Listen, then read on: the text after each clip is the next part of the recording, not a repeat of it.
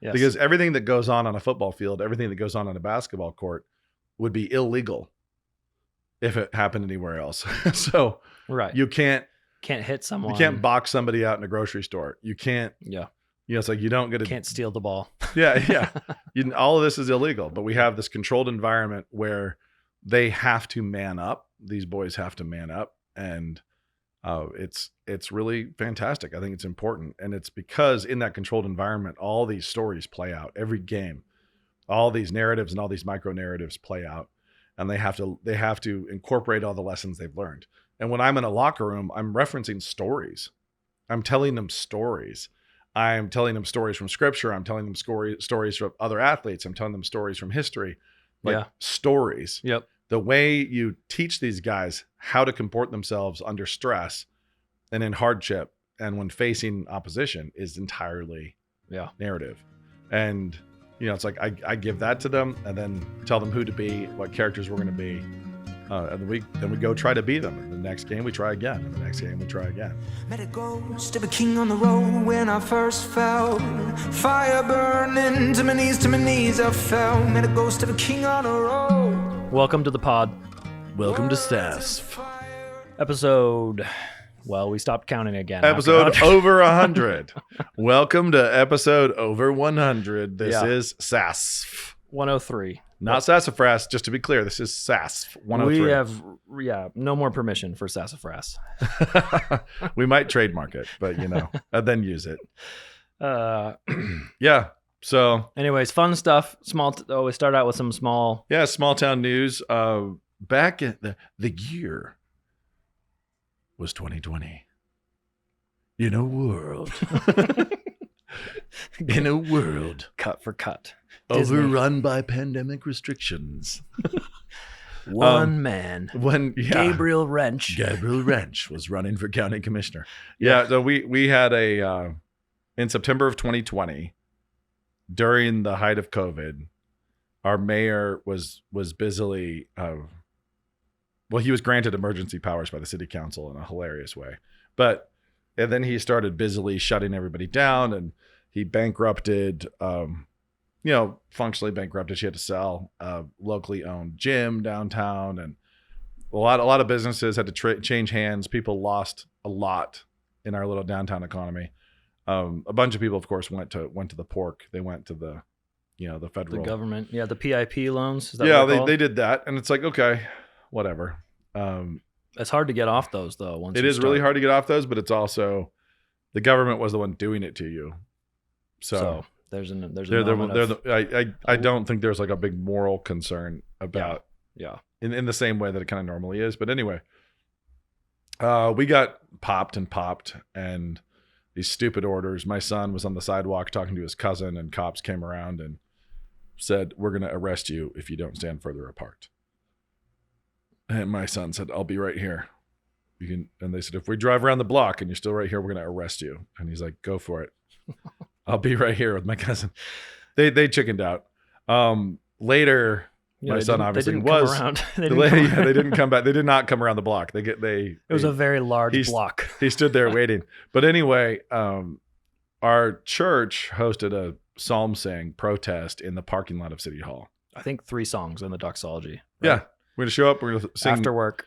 We're going to see, end of the day, sing 3 songs, the doxology, and get out of there. But in protest of these emergency orders. Now, as made national news and as Trump tweeted about and everything else, we show up. I actually was tied up. I was not able to go, but my family was there. And cops show up and start arresting people. And they arrested Gabe Rench and Sean and Rachel Bonet. 3 people were arrested, taken down to the lockup. Randomly selective. Yeah, Gabe happened to have been a very loud, vocal opponent of COVID restrictions at the time, and was a Republican candidate for county commissioner. So the fact that he was plucked from a crowd of hundreds and arrested. We'll pick someone at random. You look good. Is like, interesting. Very, very interesting. But anyway, the charges were later dropped in a weird move where Gabe and the Bonet's defense filed a motion to dismiss based on the fact that the the emergency order itself, the ordinance itself, specified that it could not apply to any constitutionally protected expressive or associative activity. Right. Full stop. Protests and religious gatherings. Yeah, like anything, basically the Bill of Rights. We acknowledge the city ordinance cannot limit your constitutional rights in this way. Mm-hmm. And they, in the words of, well, anyway, moving on. It gets saucy from here. So Gabe, his lawyers move that charges be dismissed because the ordinance exempts the actual activity that was happening. And then they tried to say, no, you weren't arrested for that. You were arrested for refusing to show ID. Mm. And the Bonets were charged with obstruction too, not just violating the city ordinance, but for refusing to show ID. And it kind of all cascaded from there. Well, our sheriff kicked him out of jail, right? Yeah, the sheriff, the sheriff just said, I refuse to hold them. Did the noble thing. Yeah, you can't keep them in my jail. They let him go. And then rather than ruling on the defense's motion to dismiss, the prosecutors real quick filed their own motion to dismiss based on the fact that it hadn't been illegal, and it was dismissed real quickly rather than letting. It is literally you can't fire me. I quit. It's like no, you cannot accept their motion to dismiss. We have to have our motion to dismiss. They did their own thing, and it was a really bizarre thing that prosecutors never do that. They can just drop charges. They could just stop anytime, and then instead they actually they took their own horse out behind the barn. Yeah, and shot it. Yeah, it was really weird. Anyway, lawsuits were filed 3 years later. Here we are. In the lawsuits, the city of Moscow filed a motion for summary judgment, and so in that, a summary judgment being basically for all of us plebes who don't know law, basically they wanted it chucked now. They wanted the federal judge in California. It got moved out of Idaho because it was prejudicial or whatever, and so it's down with a federal district judge in California, and they moved for summary judgment to basically chuck the lawsuits, just chuck them. They have a burden of proof in summary of judgment. They have to prove that both the facts and the law are on their side. This judge basically beat the city of Moscow with a rubber hose, and that's. in his ruling that just came out, there's press releases out now, is hilarious. He said things including, never in all his days on the bench has he seen someone fail the way to meet their burden the way the city of Moscow did. Neither the facts nor the law was on their side. Yeah, he said, as the old adage goes, or as the old adage shows, there's a first time for everything. Like, he actually said that in his. Oh wow. In this, he said that no city official appears to have read their own ordinance. Oof. He said that he ordered a settlement basically and said this should never see the inside of a courtroom ever, because it's so obvious. Because the city so obviously erred, so obviously wrongfully arrested people. They did not read their own ordinance that they were purporting to enforce. And police did not even have the authority to request ID in the first place of anyone. So like them complaining later, as they tried to shift off of the constitutional complaint real quickly and said, no, we didn't arrest him for exercising his free speech. We didn't arrest him for being at a psalm sing. We arrested him for not showing identification. And the problem is, you can't, in the state of Idaho, you can't request ID unless somebody we're not a stop an ID, right? Yeah, but he also said that the magistrate judge erred in granting probable cause. I mean, this guy just like he just went through and obliterated everything. It's like blam, across the board. And there were some real enjoyable and saucy lines in there. Yeah, you can find that press release at Moscow Report now. Is that there? Moscow Report would be the place to do it. But anyway, the gist is, it's not a result in the lawsuit. Meaning, like, it's not a ruling on the lawsuit, but it is the end of the lawsuit. Yeah, because the federal said, go find a settlement. Yeah, the federal judge has said the city is basically indisputably in the wrong, and has just been in the wrong on everything here. So settle. I mean, that was basically what he said. Now, the thing that's great for me personally, selfishly speaking, is that my sons and myself were all charged with 13 misdemeanors each in the wake of these arrests. So when these cops showed up at the Psalm Saying and illegally arrested people, both my boys were there. The city's slogan, "Enforced because we care," was emblazoned everywhere to try to justify this kind of thing. Our name is Moscow, so it was like on "Enforced because we care." That's that was their official brand, their official push. Severance level. They didn't read the story in which they were living, and this is back to all of life as a story. Live as a character in a story. My son stuck non-damaging stickers. Again, these are vinyl. Non-damaging is a key word here. Non-damaging stickers on city poles that said "Soviet Moscow, enforced because we care." They ended up just a little addition of one word. I mean, I also had a nice hammer and sickle. The hammer and sickle and Soviet the Moscow. Color scheme. And then enforced because we care. It was great. Yeah, because they'd done masked faces, right? That was their art. Oh yeah, their art crayon was mask faces. They had done faces covered with masks and enforced because we care all everywhere.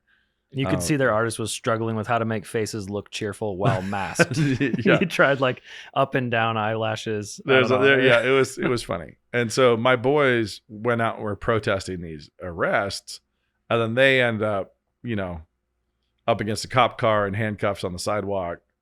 Video evidence disappears for a year. All the Soviet behavior came right out in regards to them. So while our case is not over, so my son.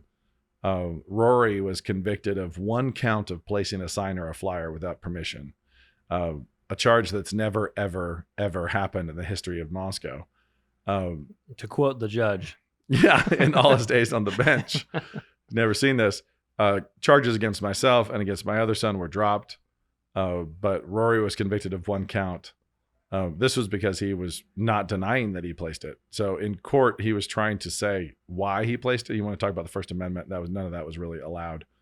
So his case is on appeal for those reasons. And it's also important to know, again, this is for the layman.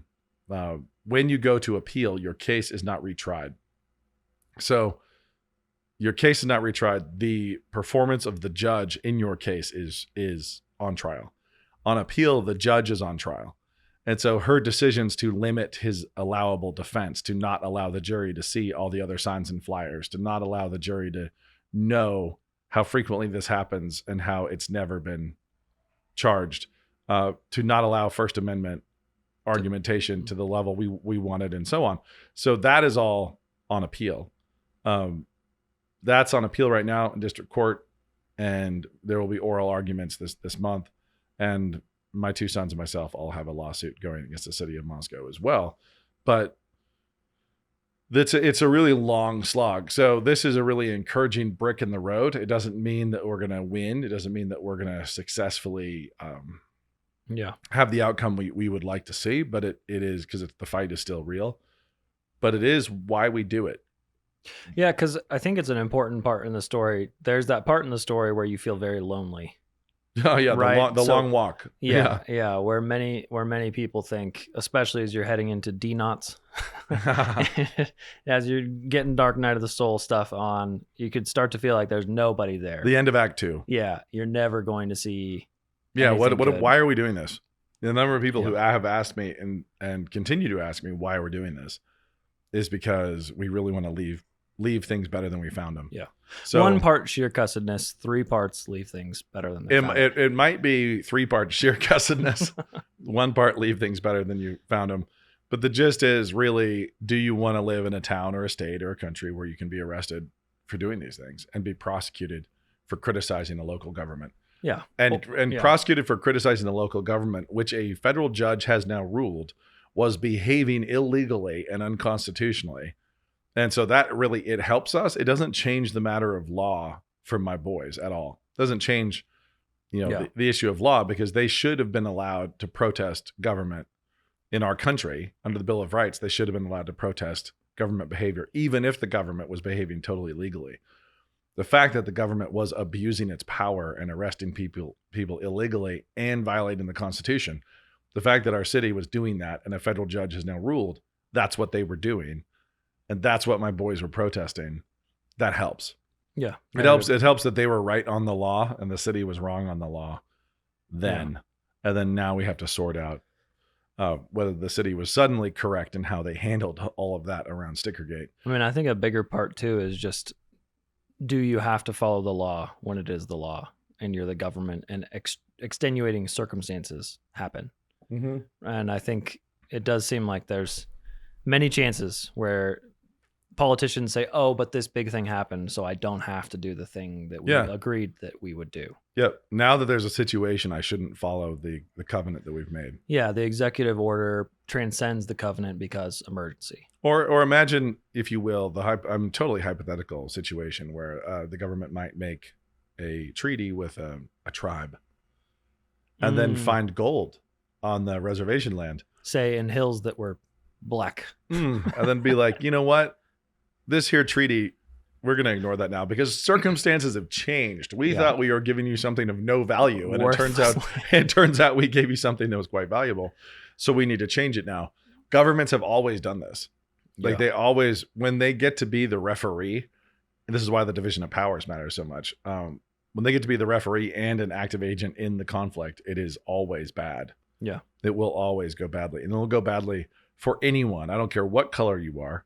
It's going to go bad in the inner city. It's going to go bad on the res. It's going to go bad in rural Montana. It's going to go bad, in the suburbs of Duluth. It's just going to go bad anywhere. And it's kind of weird to just be in a really long, slow wrestling match with a boa constrictor. Yeah. That wants to reserve unto itself the right to arrest and prosecute people who've criticized it. Mm-hmm. Like that's what we have here is we have a government that wants to be able to, first in Gabe's case, ignore the Constitution, not read their own laws. And then in our case, ignore the Constitution and prosecute and harass political opponents. Yeah. It's like because they were made fun of. And it's interesting to me that the defense I've heard has been, oh, too bad the city left this loophole in the law that they would have to listen to that constitutional free speech is exempted. Right? They should have just written a law that had no exceptions whatsoever. That's what I've heard. But they actually did. The mayor then removed. So in the initial, the city council did, in the initial ordinance, it acknowledged that it couldn't limit constitutionally protected activities. Classical liberal position. Yeah. And then they updated that after our incident and removed that. They just didn't refer to it. And that doesn't mean that constitutional behavior is now illegal. Yeah. It just means that they would let it be decided in the courts. Right. If they decided to limit constitutionally protected behavior, then it would be a matter of litigation in the courts to determine. In this case, they acknowledged it. And the judge said, this is constitutionally protected behavior. The ordinance itself acknowledges there's not even a conflict. This is why he said he's never seen somebody fail like this city failed, because he said the facts are not disputed. This is not a dispute of facts. Literally, both sides absolutely agreed on the facts. The facts were, this is the ordinance that was passed. This is the activity that was being done. The cops weren't not saying, oh, he was launching bottle rockets, and Gabe saying, no, I wasn't. Right. It's every single thing is agreed to. And then, given the facts, they failed to show that the law was actually, and the law is part of the ordinance and everything else, they failed to show that this in any way helped them. Right. The facts, as they are agreed to, damn them. Like they were convicted and guilty purely by the facts on the ground. And so that the fact that those weren't disputed was really funny. That they were in agreement on what they did, what the ordinance said, what activity was being pursued. Yeah. All of that was agreed. And they just still fought it for 3 years, spent a huge amount of tax money. Yeah. 3 years of legal battle, refused to settle or even talk about settling when the facts could not have slammed a car door on their fingers any more than they actually did. So after they took the constitutional loophole, as if the Constitution is a loophole, after they took that out, they no longer enforced it, right? Isn't that the way they did that? Yeah. So it was basically a game of chicken. They for their pride, they then removed that loophole and kept the ordinance standing, and then no longer enforced anything. Because we had a couple loopholes. I mean, we had a couple, psalm sayings. I think there were protests regularly, all that. Yeah. A couple protests. I ran basketball tournaments the entire time. Right. So Church it, yeah. obviously. Church was going, they removed that loophole, but it's not a loophole they could remove. Yeah. They basically, they had a sentence which like bowed to the Constitution. They then removed the bow to the Constitution, but that doesn't change the fact that the Constitution is still supreme over any municipal ordinance. I mean, like the municipality in Idaho doesn't have the ability to waive the Bill of Rights. Well, I think although they might think they do. Right. I don't know. Yeah, they don't seem to think in those terms. They're like, it's a pandemic. Yeah. It seems to me that, we love to have stories about the hero who stands up in that one moment and managed to tip the entire government. But it often also seems like the long, slow fight is also another pattern that we should get way more comfortable with. Yeah. I mean, I think it's probably Frodo, to be honest, like crawling step by step. The long through Mordor. Walk. Yeah. Just like, hey, we're not going to make it out of here. We're just trying to get this up to Mount Doom. We don't have any food to get back. Yeah. And Gollum's after us and there's no water. There's a really, really hard pivot, really, really good basketball team in our league. And their greatest strength is the sensation of invincibility, the myth of invincibility when they walk into the gym. They believe it and their opponent believes it. And if that's the case, if their opponent does not believe in that mythology, they may or may not win. But if they do believe that mythology, they're done. Right. Like they're just done. It's over. You can't beat someone who you are convinced you can't beat. Yep. It's not going to happen. And the same thing when you're fighting a government and you are paying their legal bills. When I'm fighting the city of Moscow, I'm paying their legal bills and I'm paying my legal bills. The taxpayers who are resisting they're paying both sides of this. And the people on the other side are talking about their own immunity. They're fighting for their own immunity. They as individuals have no skin in the game. They can swipe taxpayer credit cards to just fight you. And that disadvantage is incredible. Like when you start out, the disadvantage is how do I make the police hand over evidence? I can't. Yeah. I don't there's no one I can send. Yeah. And going Robin Hood on it and breaking it. I mean, it's silly. No. The idea of they'll suddenly let's go vigilantism. But when they are the ones suppressing evidence, when they're the ones perjuring themselves or lying on the stand, when they're the ones doing that, and they've protected themselves very carefully, when they have a judge to benedict, a little magistrate judge to benedict behaviors, it can feel like, how could we possibly? And it's back to cussedness, like just long-term determined cussedness, going in one direction. I know Gabe and the Bonnets were represented by the Thomas More Society. In our lawsuits, we're represented by the American Freedom Law Center. They've, I really like them. Is that my phone cellular interference? Nope, not me. It's always Brian's. It's probably mine. So I like them a lot. And there are these different centers that help with that and societies that help with that. They try to underwrite the fight. But in any of the criminal side, the appeal side, and Gabe's criminal side was done quickly. Our criminal side has been going for, more than 2 years. That's all just cash out. Like you're just spending in a criminal appeal, and you're just spending. And a lot of people have been really generous in seeing the issues and helping us in that fight, supporting us in that fight, which we're incredibly grateful for, because it takes so long and our attention spans are so short. Yeah. It's just think about what's happened over the last 2 years. More than 2 years ago, 3 years ago, October, my boys were, my son was in handcuffs on the sidewalk because he told an officer, I don't think Idaho is a stop and identify state. And the guy believed that he'd heard somebody was putting up these protest stickers. He thought it might be Rory. He hadn't seen anything. Stopped him, asked him for ID, and he just said, I don't think Idaho's a stop and identify state. He was walking on the sidewalk at the time. Guy grabs him and puts him down in handcuffs on the sidewalk. They proceed to interrogate him without Miranda. They do all sorts of other stuff. They, accuse him of felony, say they can hold him as long as they want. He can, yada, yada, yada. All the things that cops use when they're dealing with like gnarly people, like when they're going after real criminals. all of that's directed at him, and they pull his minor brother over and put him on the brush guard of a squad car and do that there. That whole fight is something, how much has happened since then? Like, think about the world. Think about Chinese spy balloons and just rewind every 24-hour news cycle across years, and we're still here fighting about non-damaging stickers. Yeah, our listeners may be thinking, I heard that. I heard it already, but we're in the middle. You're still in the middle of it. Still in the middle of it. It's like briefs are being exchanged, oral arguments are this. I mean, we're paying for oral arguments this month. Like, okay, we're in that courtroom. There we go. You just got to be ready to go.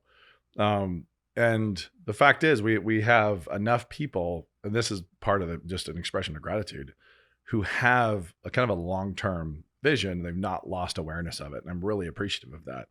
So the fact that Gabe didn't settle quickly, the fact that Gabe wanted them to acknowledge what actually happened and really deal with it.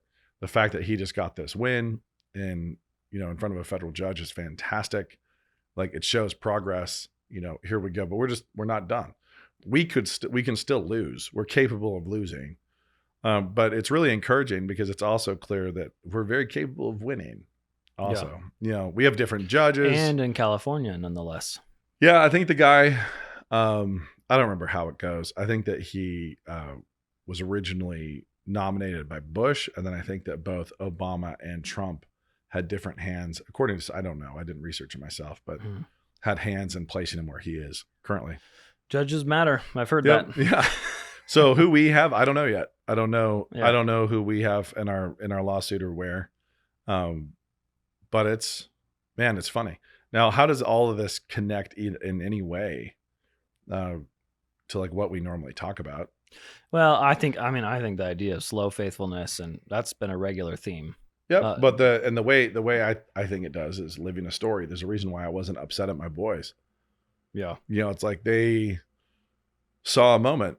They lived in a moment, and they lived in a moment in time when they're at a religious service in protest, singing songs, and they watched cops walk in and start cuffing people. And their response was to protest peacefully, didn't damage any property. They didn't burn any cars. They didn't do anything like that. There was no Boston Tea Party. It was, they made fun of the tyrants and ended up on their faces, and threatened with years. My younger son was threatened with years in juvie. When you're looking to your high school years and they come at you with that initial charge would have resulted in 3.5 years in juvie. It's like, whoa. I mean, that's a, Yeah, Lord, please don't let this one be my story now. Yeah. And that's a ceiling, obviously. And then we started throwing fastballs, and they started backing off and dropped the charges down from 13. But the whole fight started. I was really proud of both my boys because they acted like characters in a story. They acted like the kind of characters in a story that they've read about, that they've made friends with, then they went to pursue that. So, it's like, I know they would do it differently now. And I'm sure that the differently would be, let's not get caught. Or, do it at noon, And the reason why they didn't do it in the middle of the day is because they're so easy to remove. They didn't want, some angry liberals just following them around. Pulling him just down. Taking him off, which is what usually happens when people are placing. Because at noon, you can't break the law you mean the cops can't break the law when they're arresting you? No, they yeah, and they wouldn't have. People are hanging stuff up all the time, right? All the time in this town, and nothing ever happens. So the fact that they did it after dark to prevent people from pulling the stickers off after them is what ended up kind of giving the cops the leeway to handle them the way they did, which is unfortunate. So it's but that's probably it. But as far as like them setting their own alarms and heading out while I was asleep to go do this, I was all for it. Like, you know what? Way to go, guys. I'm proud of you. As a dad, I want you to be that kind of unoppressible, person. And that's ultimately why we read stories. It's why we read stories to them. It's why we catechize our loves and loyalties with narrative and with fiction. That's why it's also really dangerous to catechize your loves and loyalties with the wrong fiction. You can easily ingrain lots of the wrong, or I shouldn't just say the wrong virtues, I'd say false virtues. Yeah.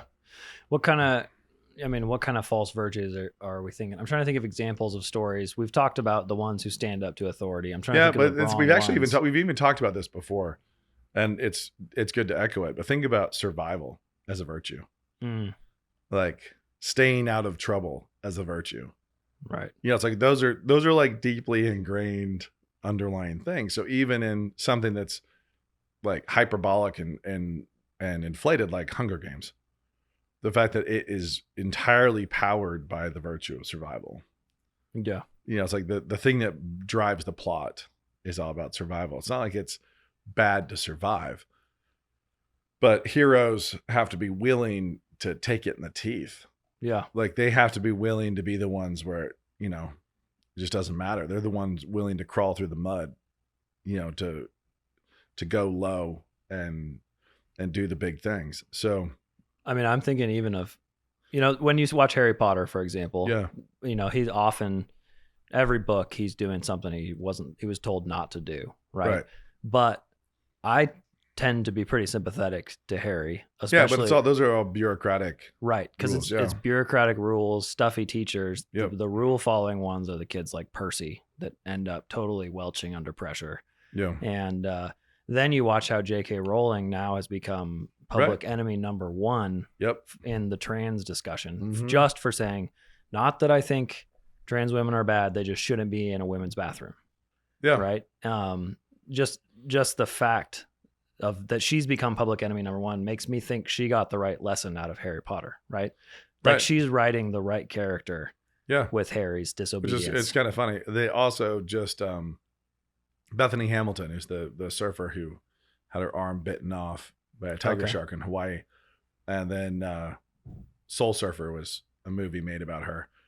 The World Surf Federation just announced they're going to let trans women, dudes, surf with the women, compete against the women. And, wow. Bethany Hamilton's already thrown down and has already said, we'll be forming a new federation if this actually happens. Like she treated it like shots were fired. She did not sit around and have meetings, and you know, it was immediate. It was an immediate response. Like they did this, good for and her. Here it goes. Now Bethany Hamilton she's made a lot of money, with an emphasis in most everything she touches. And I don't know all her books. I don't know all her kids' books and everything else, but most everything she touches is about fear, about defeating fear, overcoming fear. And that's obviously something she had to do. The fact that she paddled back out into the same spot where she had her arm bitten off at the shoulder, that she learned to surf with one arm, that she went back out there and faced her fears is insane. The fact, and she's a believer, and she's, just a really strong character, a really interesting character, but she found the actual meaning, the actual like potency in her own story. She lived a very hard story. She discerned what the core value of that story was, which is around fear and courage. And she applied it in a superficial environment, surf competition, that kind of thing. Now, here it is again. Like, here's the big shark came. And like she got her the lesson. Big shark thing, she the much bigger thing came. The much bigger beast showed up and said, "Hey, this is what we're doing." And she punched back immediately, without any hesitation, without any thought about her own loss of economic status or finances or anything. And those are all real threats. Like, she's going to suffer. She will suffer. Yeah. For doing what she just did, and that's fantastic. Like, she's being the right character, and she's being the right character for a second time through. It's like her second dance with a big villain, a big monster. So we learn from the stories we're in, but we behave in the way that we behave in the stories in which we live, informed by movies, shows, stories.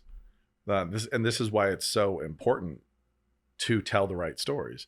And it's also so important to ground your storytelling in scripture, because again, switching back to basketball and coaching, when I ask my boys, when I'm talking to guys and I say, "Hey, what would King David do?" Like, what would that guy do in this kind of situation? It's probably something that's going to get you expelled. It's like they all kind of know like, whoa, like we're so far away. We're still from King David we're levels. we're still so far away from that level of fearlessness. Like his level of fearlessness, they can immediately imagine that he would be impossible to control and would be in so much trouble. You know, he would be in so much trouble all the time, and they can already feel all that fear, even of a good institution, even of a godly institution. They can just be like, oh gosh, like we'd be, if we started acting like David, that would be massive problem. And they're not wrong. Yeah. I mean, my wife and I talk about this a good bit because you got boys, right? I got boys. I want my kids. I don't want them getting nonstop pink slips, right? But I also don't want the standard to be no pink slips, right? Right. Which is a bit of a hard line to walk because I don't ever want to say that to them.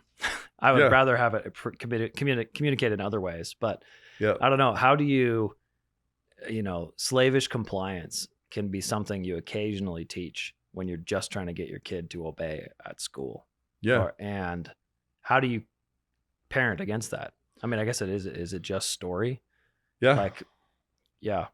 Yep. I mean, I've told my sons a couple times. The one discussion we just had was about, hey, if someone hits your brother and you hit him back, you're going to get in trouble. And they're like, well, that's not fair. And I was like, but I'd be happy with you. It's fine. Yeah. Yeah. Like you get sent to the principal for hitting someone because someone hit your little brother. You got sent to the principal, but I'm going to be happy. Right. Yeah. And the thing that's interesting is that the way this works is a very tiptoey, it's a very delicate thing, but think about which ditch we are comfortable with. Yeah. As parents, when I have a player who goes too far in his aggression.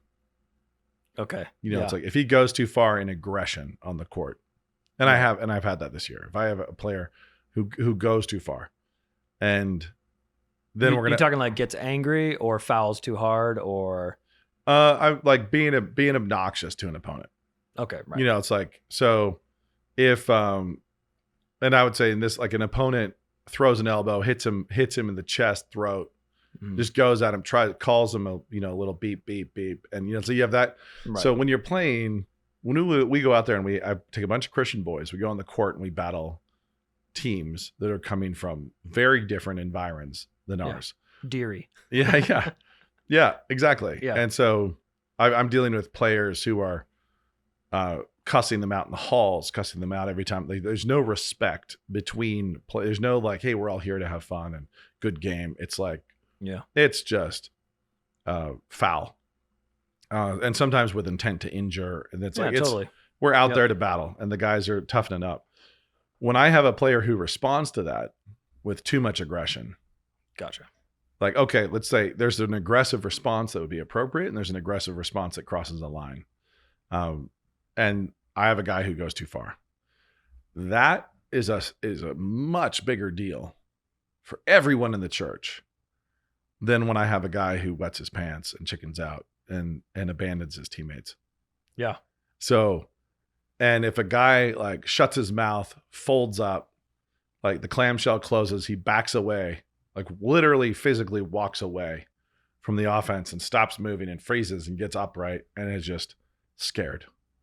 Like, I'm looking at him, I know the game, I know my players, and I see him, he's just petrified. I don't hear from anybody. But but if your kid starts barking, gets in someone's face. If my kid gets in somebody's face and my scared kid can do it in a way that is as visible and like is as public as the kid who's yapping. Mm-hmm. He goes, if I've got a guy who goes face to face and he's yapping with an opponent, and let's say the first three things he says are fine, and the third sentence crosses the line. It's like he's doing something like that. I'm going to have conversations. I'm going to have conversations with people who are just in the community who are concerned. I'm going to have conversations just in general. Like, it's going to be, what are we doing? What are we pursuing? When I have somebody who's terrified and, publicly wets the bed, it's like when that happens in a Christian community, like somebody who runs and hides is not seen as anywhere near as shameful as somebody who crosses a line of aggression. Now, that's not because of the Christian community. That is because of the broader world landing so hard on masculinity and testosterone and what an aggressive hero looks like. And like that's where that comes from. It's not coming from the church. It's coming from the world in which the church lives and the world which the church is scared of offending. Yeah. Yeah, I remember your brother-in-law was my lacrosse coach, right? And I remember we were playing Gonzaga Prep and just getting flattened by one guy. And I remember him putting a target on the guy and saying, "Hey, if you could take that guy out, I don't remember what the reward was, but I remember that moment and remember feeling the fact that we couldn't do it. We all knew was like, that's a big indictment. Somebody lay him down. Yeah. You got to knock this guy over. Like that's the move that is in the male toolbox. And that's a big part. Yeah. When I look back on that sort of environment, the ability to take someone out without losing it, man, that's a hard skill. Yeah. Without losing your temper. Right. Without like, you're not trying to knock somebody down. Yeah. With a sort of a cold, calculated self-control. You're doing it because you lost your temper. Right. And we're very scared of that, and that rightly. Yeah, because you still remember when I remember that school you're talking about when they showed up in the gym, there were always cops there, and they'd always punch holes in our walls, and that's not what you want either. Yeah, but that's not a Christian school's problem. Yeah, generally. And it's the thing. We had one game where a guy did attempt to injure one of our players, and threw himself into his whole body into the outside of his knee, buckled his knee in from the outside. Yeah, that's in season. You could end a career that way, right? And it's like, so he does that. He stands up, leaves our player down, who happens to be my son, which is a nice extra layer. My son's on the ground. He stands up, and the offending player's teammate comes over and gives him 5, standing over, my injured kid. One of the conversations we had there with my guys is like, what's an appropriate response for if any of our players has that happen to them? When do you go get in that guy's face? Does anybody start jawing and get like letting him know that this is not, you crossed the line. Like this is you're gonna cross the line. And why would you do that? When would you do that? Under what? Like how much self-control? Like self-control has to be there. How do you do it, and why? How do you do it, and why would you do it? And the reason why you would do it is because he needs to know he can't do it again. Like you're either giving him permission to continue doing this, or you show concentration of force and team unity in pushback. But you also are doing it in that particular context so that the refs have to take control, because the refs now have to watch. Because if they see two like opposing teammates yapping, and I'm not talking about insulting his mother. I'm just telling telling him that was dirty and you're going to regret that. That's it. A ref now has to step up, because we didn't do that. That same player later came on a blind side, like a football hit, and laid out my son into the bleachers later. It's like, it's one of those things where he could do whatever he wanted. It was just fearless. And the first time we played them, my son had a bunch of points. He'd been the center of the offense. They knew he was that guy. We gotta take him out of the game. And they were successful. And that's why we play these things. That's why we do this, is so that there are real life scenarios that are still controlled environments. It's still a safe and controlled environment where guys have to like live narratives. Yeah. They gotta feel the peaks of adrenaline and maintain self-control. They gotta feel the temptation to fear and be afraid and collapse and resist that and rise up. They've got to do all these things. And there's not a lot of areas where you can learn that, except like in a rectangle that is officiated and controlled. Yes. Because everything that goes on a football field, everything that goes on a basketball court would be illegal if it happened anywhere else. So you can't hit someone. You can't box somebody out in a grocery store. You can't. Yeah. It's like you don't get can't steal the ball. Yeah. All of this is illegal, but we have this controlled environment where they have to man up. These boys have to man up and It's really fantastic. I think it's important, and it's because in that controlled environment, all these stories play out every game. All these narratives and all these micro narratives play out, and they have to incorporate all the lessons they've learned. And when I'm in a locker room, I'm referencing stories. I'm telling them stories. I'm telling them stories from scripture. I'm telling them stories from other athletes. I'm telling them stories from history, stories. Yep. The way you teach these guys how to comport themselves under stress and in hardship and when facing opposition is entirely narrative. And, it's like I give that to them and then tell them who to be, what characters we're going to be. And then we go try to be them. And the next game we try again. And the next game we try again. And every sport actually has slightly different aspects of character development that I really like. So football is very different than basketball, is very different than baseball, is very different than track. Yeah. And baseball, the pressure of going to the plate, which every player does, that public, everyone's looking. By yourself. You're by yourself. You're alone. You versus that guy. And you're going to strike out or get out most of the time.